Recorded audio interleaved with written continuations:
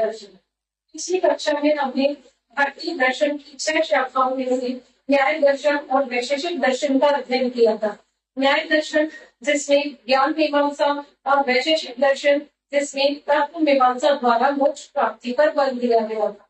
आज हम दर्शन की तीसरी शाखा सांख्य दर्शन के बारे में पढ़ेंगे। सर्वप्रथम सांख्य दर्शन की प्रणेता कपिल मुनि को माना जाता है। सांख्य दर्शन प्राचीनतम द्वैतवादी दर्शन।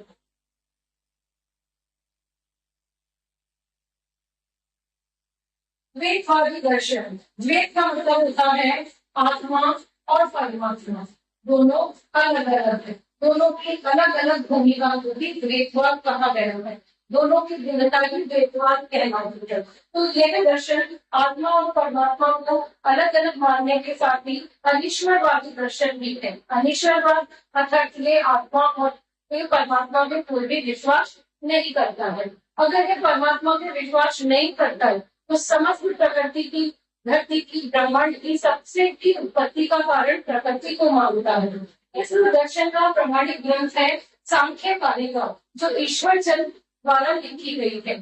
यह दर्शन सत्कार्यवाद पर आधारित है। सत्कार्यवाद का मतलब है कार्य की उत्पत्ति कारण में ही विद्यमान होती है। यहाँ हमने जब वैशेषिक दर्शन पढ़ा था तो वैशेषिक दर्शन सत्कार्यवादी दर्शन था, जिसमें हर कारण के पीछे कोई ना कोई कार्य की उत्पत्ति बताई गई थी। कारण के समाप्त होते ही कार्य भी स्वयं ही समाप्त हो जाता है। वहाँ कारण नित्य बताया गया था, अर्थात कारण था ईश्वर और कार्य था समस्त ब्रह्मांड में जो भी वस्तुएं दिखाई दे रही है वो सभी को कार्य रूप में परिणित किया गया था। जबकि यह दर्शन सत्कार्य का यानी कार्य की उत्पत्ति कारण में विद्यमान नहीं होती है, कार्य में ही कारण विद्यमान होता है। हर वस्तु से हर वस्तु की उत्पत्ति नहीं हो सकती, हर पदार्थ से हर पदार्थ की उत्पत्ति भी नहीं हो सकती है। हर वस्तु की उत्पत्ति के पीछे कोई ना कोई विशेष कारण उस वस्तु में ही विद्यमान रहता है।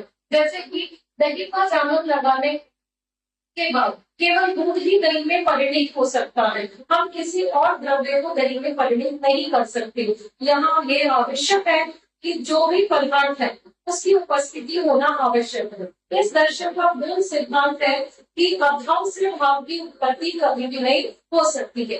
अगर दूध नहीं है तो वहां हम दही जमाने की क्रिया को परिणित रूप में नहीं किया जा सकता है। अर्थात यही सत्कार्यवाद है। यहाँ मतलब हर कार्य का कारण ईश्वर नहीं है। जहाँ वैशेषिक दर्शन में हर कार्य के पीछे ईश्वर की विद्यमानता को बताया गया था। क्योंकि ये दर्शन अनिश्वरवादी है तो इसका मानना ये है कि जो कारण है वो कार्य में ही विद्यमान होता है। इसे हम एक अन्य उदाहरण से भी समझ सकते हैं, जैसे कि बीज से वृक्ष बनता है तो वृक्ष का कारण बीज है, लेकिन बीज में वृक्ष बनने की सभी विशेषताएं पहले से ही विद्यमान होती है। अगर बीज में वृक्ष बनने के गुण पहले से विद्यमान न हो तो वह कभी भी वृक्ष रूप में परिणित नहीं हो सकता है।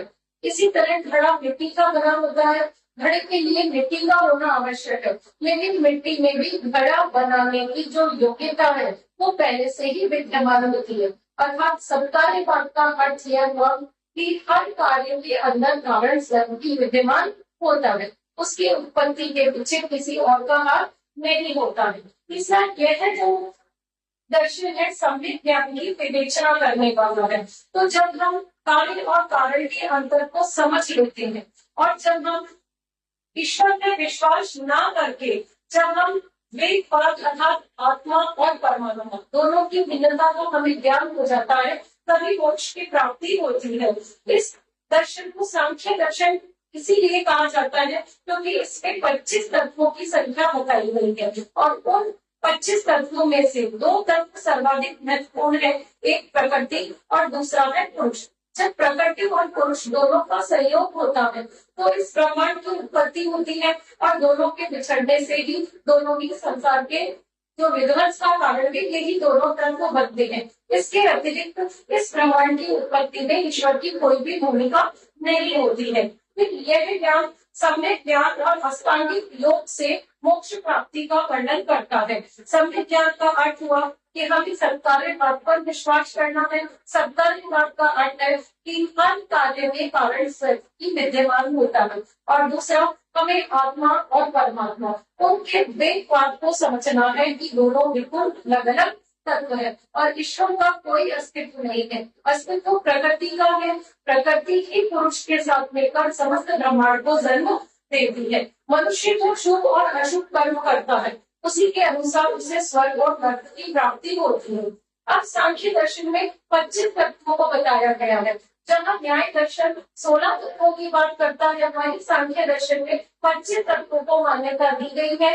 इसमें सबसे पहले है पुरुष, फिर है प्रकृति, फिर वह, फिर अहंकार, पंचतंत्र मात्राएं। पंचतंत्र मात्राएं अर्थात जो हमारी 5 ज्ञानेंद्रियों के जो कार्य है उन्हें की पंचतंत्र मात्राएं कहा जाता है। तो 5 ज्ञानेंद्रियों में सबसे पहले शब्द, स्पर्श, रूप, रस और गंध। नाक का काम है गंध, जीभ का कार्य है रस या रसना, इसी तरह कान का कार्य है शब्द और त्वचा का कार्य है स्पर्श और आंखों का या नेत्रों का काम है उनकी पहचान करना। तो 5 तंत्र मात्राएं, इसके अनुसार 5 तत्व है। ये 5 तंत्र मात्राएं हमारी 5 इंद्रियों के 5 कार्य है। इसी तरह पंच तत्व या पंच महाभूत पृथ्वी, जल, अग्नि, वायु और आकाश, जिससे कि इस प्रकृति की उत्पत्ति हुई है। इसके अलावा 5 ज्ञानेंद्रियां और 5 कर्मेंद्रियां। तो 5 ज्ञानेंद्रियों के साथ साथ 5 कर्मेंद्रियां हैं, वाणी, हाथ, पांव, गुदा और उपस्थ अर्थात हमारी जन्मेंद्रियां। और अंतिम और 25वां तत्व है मन। इन 25 तत्वों में से सबसे महत्वपूर्ण तत्व है पुरुष और प्रकृति। पुरुष और प्रकृति के द्वारा इस सृष्टि की रचना और सृष्टि का संहार होता है। यहाँ प्रकृति और पुरुष दोनों के नेचर के बारे में भी इस दर्शन में बताया गया है। सबसे पहली बात आती है पुरुष। पुरुष जो कि चेतन तत्व है, जबकि जो प्रकृति है वो अचेतन तत्व में गिनी जाती है। यानी पुरुष कॉन्शियस और प्रकृति और ऑल कॉन्शियस है। पुरुष जो है नित्य है, शाश्वत या इटर्नल है, अकर्ता और दर्शक है। अकर्ता का मतलब ये है कि पुरुष अकेला इस ब्रह्मांड का निर्माण नहीं कर सकता है। जब प्रकृति इस सृष्टि की रचना करती है या ब्रह्मांड की रचना करती है तो पुरुष केवल दर्शक की भांति वहां उपस्थित होता है। उसमें स्वयं किसी भी चेतना उत्पन्न करने की क्षमता नहीं होती। इसी के विपरीत जो प्रकृति है, प्रकृति स्वयं परिवर्तनशील है, लेकिन ये अचेतन तत्व है। इसमें खुद में कोई भी चेतना विद्यमान नहीं होती है, लेकिन फिर भी प्रकृति सृजनात्मक यानी सृजन करने वाली, निर्माण करने वाली और ब्रह्मांड को जन्म देने वाली है। यही समस्त जगत की उत्पत्ति का कारण है। तो प्रकृति जब तक पुरुष के साथ सहयोग नहीं करेगी तब तक वो जगत को उत्पन्न नहीं कर सकती है। यहाँ अगर हम सिद्ध में देखें तो ये जो पुरुष है वो प्रकृति के चारों ओर केवल एक दृश्य रूप में उपस्थित है। उसकी भूमिका केवल एक मौन भूमिका, एक दर्शक की भूमिका है। इस तरह हम छोटा सा उदाहरण ले सकते हैं कि जिस तरह सूर्य जब निकलता है, प्रातःकालीन सूर्य उदय होते ही सारी प्रकृति में चेतना की उत्पत्ति स्वतः ही हो जाती है। पक्षी चहचहाने लगते हैं, फूल खिलने लगते हैं। यहाँ सूर्य का प्रकाश उत्पन्न होते ही सारी प्रकृति में चेतन तत्व उपस्थित हो जाता है। लेकिन वहाँ सूर्य कुछ भी नहीं कर रहा है, लेकिन सूर्य की उपस्थिति से ही सारी क्रियाशीलता उत्पन्न हो रही है। अर्थात जो पुरुष है वो केवल मूक दर्शक की भांति है और पुरुष केवल दृश्य या प्रकाश उत्पन्न करता है। उस प्रकाश में प्रकृति समस्त जगत की रचना करती है। जिस तरह अगर एक अंधेरे कमरे में अगर किसी व्यक्ति को कोई काम करने को दिया जाए तो जब तक उजाला नहीं होगा वो अपने कार्य को नहीं कर सकता है। वहाँ लाइट का कोई रोल नहीं है, लेकिन फिर भी काम करने के लिए लाइट की उपस्थिति अनिवार्य है। तो वही जो उपस्थिति जहाँ प्रकाश की थी, वही जो रोल यहाँ जगत की उत्पत्ति में पुरुष का भी है। तो पुरुष और प्रकृति जब ये दोनों मिलते हैं तो समस्त सृष्टि का निर्माण होता है। जहाँ अचेतन होते हुए भी प्रकृति पुरुष यानी चेतन तत्व के साथ मिलकर समस्त ब्रह्मांड को जन्म देती है। तो जब हम प्रकृति और पुरुष दोनों के अंतर को समझ लेते हैं, जब हम कार्य और कारण का जो सिद्धांत इस दर्शन में दिया गया है उसके ज्ञान की हमें प्राप्ति हो जाती है, तो हम स्वतः ही मोक्ष प्राप्त कर लेते हैं। यहाँ मोक्ष का सिद्धांत यही कहता है कि पुरुष और प्रकृति के भेदों का ज्ञान करना चाहिए, तभी मोक्ष की प्राप्ति हमें हो सकती है। सृष्टि जो प्रकृति से ही विकसित होती है और पुरुष केवल इसमें साक्षी के रूप में विद्यमान होता है, लेकिन अगर पुरुष ना हो तो प्रकृति अकेली किसी को भी जन्म नहीं दे सकती है। क्योंकि ये दर्शन ईश्वर की सत्ता को अस्वीकार करता है, इसीलिए इसे नास्तिक भी कहा जाता है। लेकिन ये ईश्वर के स्थान पर जिस प्रकृति की जो कल्पना करता है वो बिल्कुल ईश्वर का ही कार्य करती है, और आत्मा के स्थान पर ये आत्मा रूपी पुरुष की कल्पना करता है। इसके पश्चात जो दूसरा दर्शन है वो है योग दर्शन। योग दर्शन के जो प्रणेता है वो महर्षि पतंजलि है। महर्षि पतंजलि का जो प्रमाणित ग्रंथ इसका योग सूत्र में इस दर्शन के बारे में संपूर्ण विवेचना की गई है। योग दर्शन में कहा गया है कि जो चित्त वृत्तियों का निरोध ही योग कहलाता है। चित्त वृत्तियां अर्थात हमारे मानसिक प्रवृत्तियां, और योग दर्शन में 5 प्रकार की चित्त वृत्तियां यानी हमारे मन की प्रवृत्तियां बताई गई है।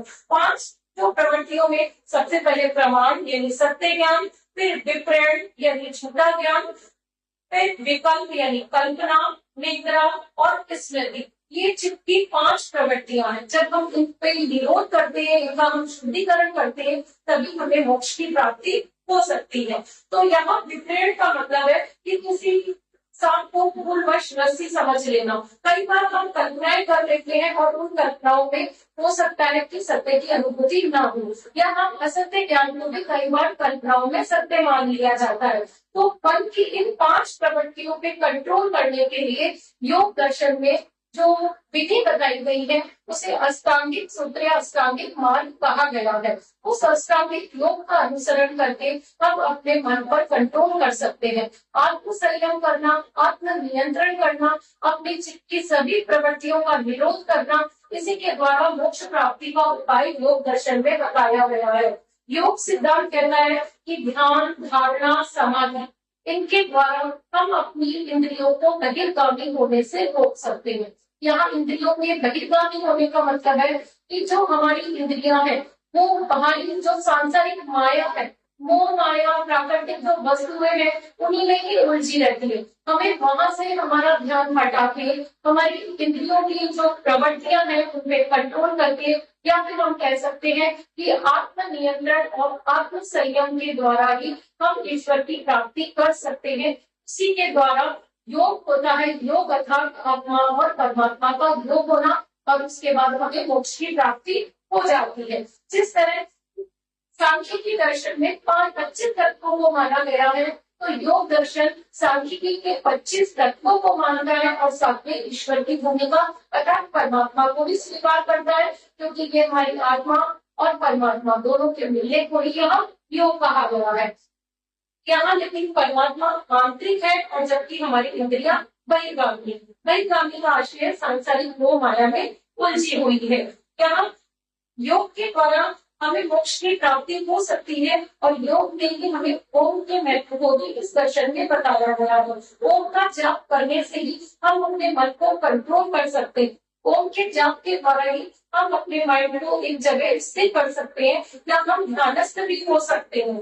उसी के द्वारा हमारे मन की शुद्धि हो सकती है। तो मन को शुद्ध करना, शरीर और मन को अनुशासित करना, इनके लिए योग जरूरी है, और उसी के द्वारा अष्टांगिक योग के 8 चरणों का पालन करके ही हम मोक्ष की प्राप्ति कर सकते हैं। अब हम अष्टांगिक योग की जो 8 सीढ़ियां हैं उसके बारे में जानते हैं। तो पतंजलि ने योग साधना को 8 चरणों में बांटा है। सबसे पहले जो चरण है वो है यम। यम का अर्थ है जैन धर्म के अनुसार जो 5 महाव्रत है उनका पालन करना। इसके लिए संयम करने के लिए, सेल्फ कंट्रोल करने के लिए, क्योंकि योग में जहाँ एक जगह ध्यान स्थिर किया जाता है, तो ध्यान स्थिर करने के लिए सबसे पहले हमें अपनी इंद्रियों को कंट्रोल करना पड़ेगा, और उसके लिए हमें 5 महाव्रतों का पालन करना होगा। उसके बाद है नियम। नियम का अर्थ है कि जब हम अपनी इंद्रियों को कंट्रोल कर लेते हैं तो उसके बाद हम आचरण संबंधी कुछ नियमों का पालन करें। यहाँ शौच पहला आचरण का नियम है। शौच यानी शुद्धि, यहाँ शुद्धि का मतलब केवल बाहरी शुद्धि नहीं है, आंतरिक शुद्धि भी है। वहाँ आंतरिक शुद्धि का मतलब है कि मन की सभी प्रवृत्तियों को दूर करना। वो प्रवृत्तियां है, क्रोध है, निंदा है, अहंकार है, इन सबको हमें दूर करना है। संतोष का स्वाध्याय और ईश्वर का ध्यान करना, ये है दूसरा चरण जिसे नियम कहा गया है। तीसरा है आसन। तो पंच महाव्रतों का नियम लेना है। उसके पश्चात हमें अपने आचरण संबंधी कुछ नियमों को फॉलो करना है। उसके बाद हमें किसी एक स्थान पर बैठकर ध्यान के लिए आसन लगाना है। तो हमें स्थिर और सुखद आसन को भी तीसरा चरण आसन कहा गया है। उसके पश्चात अगला चरण है प्राणायाम, यानी जिस आसन पर हम बैठ गए हैं वहां हमें अपने श्वास पर कंट्रोल करना है, उसे ही प्राणायाम कहा जाता है। उसके पश्चात है प्रत्याहार। प्रत्याहार का मतलब है कि जब हम प्राणायाम कर रहे हैं, जब हम हमारी सांसों को रोक रहे हैं, तो हम इंद्रियों को कंट्रोल पूरी तरह कर ले। इसका आशय ये है कि अगर बाहरी जगत में कोई भी घटना हो रही है, कोई बोल रहा है, कोई सुन रहा है, या कोई अन्य सांसारिक गतिविधियों का हमें कोई भी आभास नहीं हो, हम अपनी इंद्रियों को पूरी तरह कंट्रोल कर ले, तो इसे कोई प्रत्याहार कहा गया है। अगला चरण है धारणा।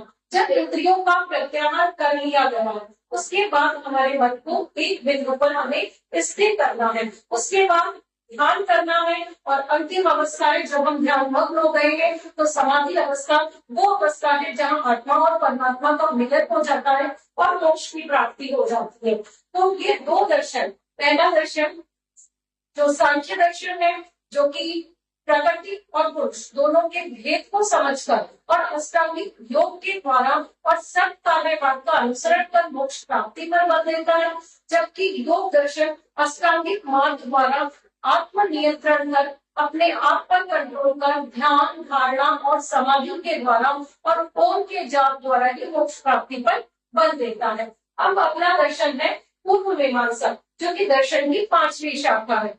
पांचवी शाखा इसकी जो प्रणेता है वो महर्षि जैमिनी को माना जाता है, और इसका प्रमाणित ग्रंथ है मीमांसा सूत्र। ये दर्शन पूरी तरह वैदिक कर्म कांडों पर केंद्रित है। ये ज्ञान मार्ग का अनुसरण न करके वैदिक कर्म कांडों के द्वारा ही मोक्ष प्राप्ति पर बल देता है। वैदिक कर्म कांड का आशय है कि वेदों में वर्णित जितने भी रिचुअल्स है, पूजा पाठ करना, भक्ति करना, और सबसे बड़ा जो आवश्यक कर्म है यज्ञ करना, इनके द्वारा ही हम ईश्वर की प्राप्ति कर सकते हैं। तो ये कर्म कांड है जिसमें वैदिक यंत्र अनुष्ठानों सबका बहुत महत्व बताया गया है। ये संपूर्ण दृश्य जगत को सत्य मानता है, जहाँ अन्य जो दर्शन है वो ब्रह्मांड, सृष्टि, इन सभी को नश्वर मान रहे हैं, जबकि पूर्व मीमांसा में संपूर्ण प्रकृति और प्रकृति का प्रत्येक पदार्थ, प्रत्येक तत्व और दृश्य जगत यानी भौतिक सुख सुविधाओं सभी को ये सत्य की संज्ञा देता है। और संसार की उत्पत्ति और प्रलय में इसका कोई भी विश्वास नहीं है। इसका एक ही उद्देश्य है कि वैदिक मंत्रों का जाप हमें करना है, देवी देवताओं को प्रसन्न करने के लिए भक्ति करनी है, यज्ञ करना है, और इन कर्म कांडों के द्वारा हम मोक्ष की प्राप्ति कर सकते हैं।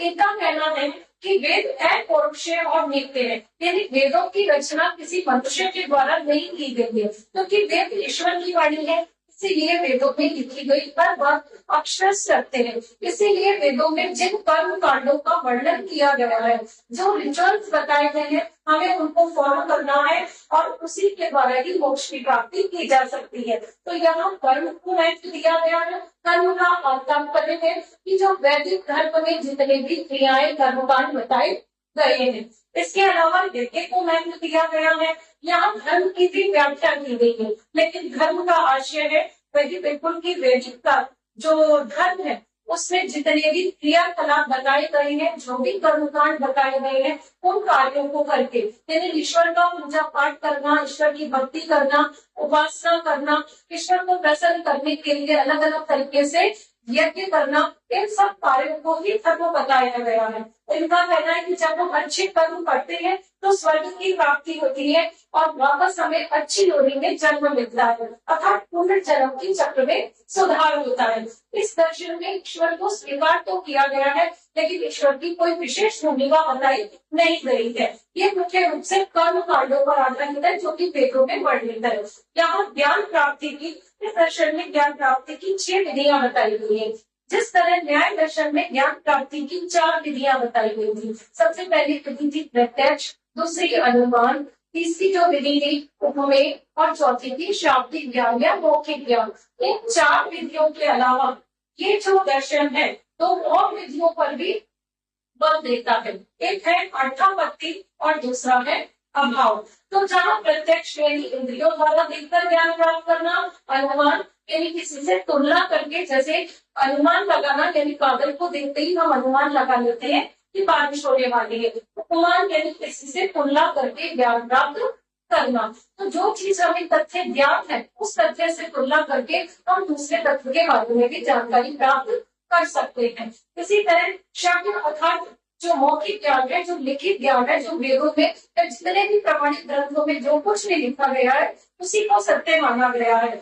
जो इनके 2 अन्य भेद जो बताए गए हैं, अर्थापत्ति। अर्थापत्ति का अर्थ है कि किसी भी ज्ञात तथ्य के बिना अन्य तथ्य की व्याख्या कभी भी संभव नहीं हो सकती है। जैसे कि एक कथन है कि सूर्य के छिपने पर अंधकार होता है। इस कथन में ये कहीं पता नहीं चल रहा है कि सूर्य का कार्य क्या है, लेकिन इस कथन से हम ये अर्थ निकाल सकते हैं कि सूर्य प्रकाश देता है। इसीलिए कहा गया है कि सूर्य के छिपने पर अंधकार हो जाता है। तो किसी एक तथ्य के आधार पर भी दूसरे तथ्य की व्याख्या हम स्वतः ही कर लेते हैं, इसे अर्थापत्ति कहा जाता है। तो इसके लिए मनुष्य अपनी बुद्धि और विवेक का प्रयोग करके इसका अर्थ का अनुमान लगाता है। जैसे कि किसी व्यक्ति ने कहा कि आज दुकान का शटर बंद है, तो हम स्वतः ही अनुमान लगा लेते हैं कि या तो आज छुट्टी है या किसी कारणवश दुकान वाले ने दुकान को बंद किया है। तो इसे अर्थापत्ति कहा जाता है।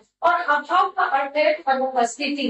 अगर किसी झुग्गी झोपड़ी में हम वहां जाते हैं तो वहां हमें पता है इसको देखकर कि यहाँ गाड़ी 4 व्हीलर नहीं हो सकती है, क्योंकि इनकी ऐसी कंडीशन नहीं है। किसी रूम में हम गए और वहां पर हमें कुर्सी नहीं दिखती है, तो हम ये अंदाजा लगा लेते हैं कि यहाँ इस रूम में कुर्सी नहीं है। अर्थात किसी वस्तु की अनुपस्थिति होने पर ये ज्ञान हो जाना कि यह वस्तु यहाँ उपस्थित नहीं है, इसे ही अभाव कहा गया है। अब वेदों की जो दर्शन की 6 शाखाओं में से अंतिम शाखा है वेदांत दर्शन। वेदांत अर्थात उपनिषद, तो उपनिषद को ही वेदांत कहा गया है। इसके प्रणेता बादरायण ऋषि थे।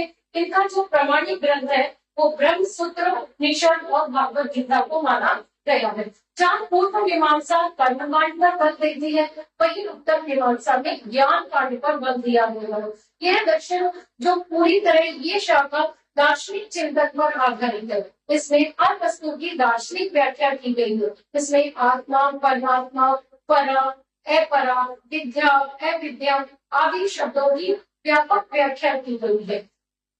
क्या हम ये जो दर्शन है वो भी वेदवाद को समस्त दुखों का कारण मानता है। तो जहाँ सांख्य दर्शन वेदवाद यानी आत्मा और परमात्मा अलग अलग मानता है, तो ये अद्वैतवादी दर्शन है यानी आत्मा और परमात्मा दोनों एक ही है। आत्मा है वो परमात्मा का ही एक अंश है। ये संपूर्ण जगत माया का रूप है और संपूर्ण जगत को माया के साथ साथ ही अविद्या भी कहा गया है।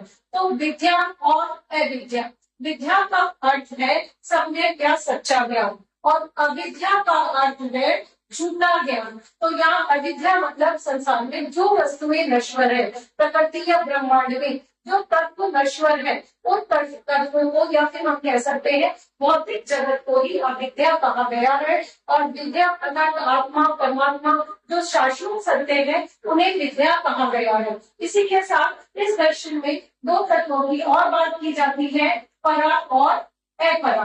तो यहाँ परा का अर्थ भी यही है, परा अर्थात आत्मा, परमात्मा या शाश्वतता, और अपरा का अर्थ है जो समस्त भौतिक वस्तुएं जो कि नश्वर है, यानी शुद्ध ज्ञान और अशुद्ध ज्ञान। तो ये जगत को, तो यहाँ माया जो है, माया यानी संसार में जो भौतिक पदार्थ दिखाई दे रहे हैं वो सब अपरा की श्रेणी में आते हैं क्योंकि वो नश्वर है। तो यह दर्शन की यह शाखा ज्ञान, भक्ति और योग तीनों को ही मोक्ष का आधार बताती है। यानी ज्ञानात्मक चिंतन करना भी आवश्यक है, तो भक्ति मार्ग का अनुसरण करना भी आवश्यक है और अष्टांगिक योग के द्वारा भी मोक्ष की प्राप्ति की जा सकती है। तो यहाँ ब्रह्म और जो परा अर्थात ब्रह्म परम सत्य है और परा अर्थात अशुद्ध ज्ञान, झूठा ज्ञान, यानी जो कर्म कांड पूर्व मीमांसा में वर्णित किए गए हैं वहां उन्हें अपरा की श्रेणी में लिया गया है। इस दर्शन का मुख्य सिद्धांत है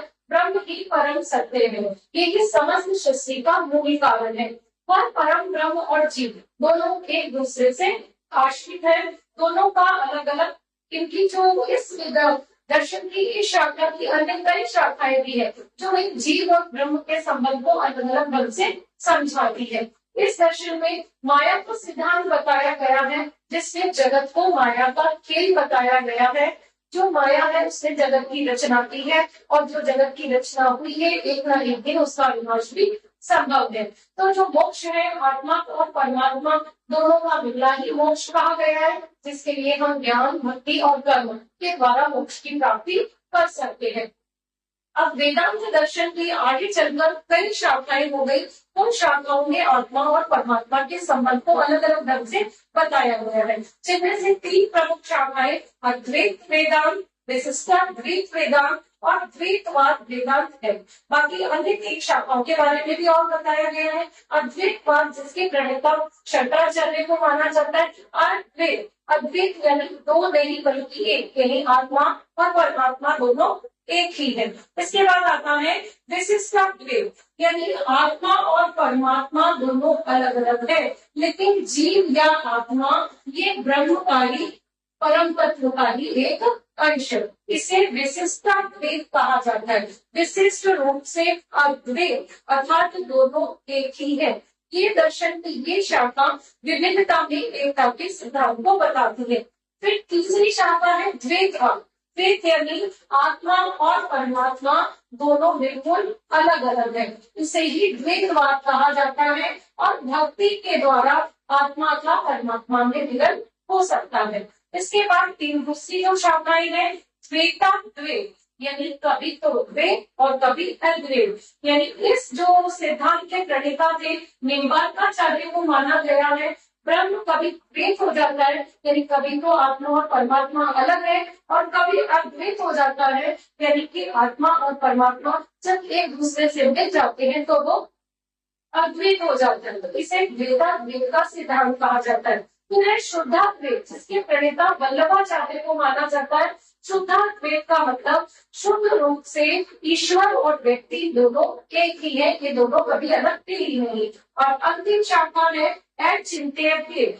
अचिंत्य भेद को भेद अभेद भी कहा जाता है। इसके प्रणेता चैतन्य महाप्रभु है। इनका कहना है कि व्यक्ति को भेद और अभेद के चक्कर में पड़ना ही नहीं चाहिए। आत्मा और परमात्मा चाहे दोनों अलग हो या आत्मा और परमात्मा चाहे दोनों एक हो, हमें इसकी चिंता नहीं करनी चाहिए। हमें तो मोक्ष प्राप्ति के लिए साधना करनी चाहिए। तो ये वेदांत दर्शन की प्रमुख रूप से 6 शाखाएं हैं जिनका क्रमिक रूप से विकास हुआ और जिनमें आत्मा और परमात्मा इनके संबंधों को बताया गया। तो इस तरह हमने दर्शन की 6 शाखाओं के बारे में पढ़ा।